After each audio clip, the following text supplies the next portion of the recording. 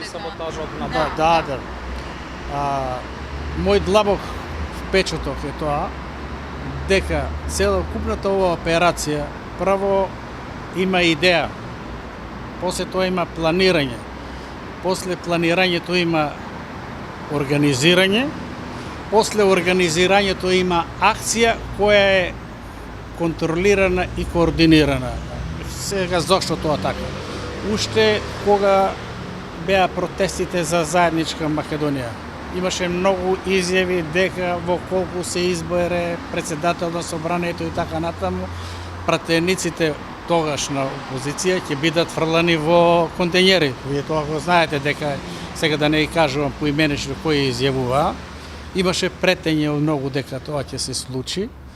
И сето тоа ме наведуваше дека се планира една акција да се изведе на денот на изборот на председател. Второ, кога ми рекоа горе, кога слушнав дека генералот Николовски речено да не го дира, тоа ме наведува дека точно има одредени лица кои се таргетирани. Не од и мене ме познават, него затоа што не сум бил мета на напад, можело да биде колатерална штета. Иако покасно дознав, во почетокот одредена личност, сега од тврдокорните, не се секам името да му го спомене, кој е бил задолжен за мене.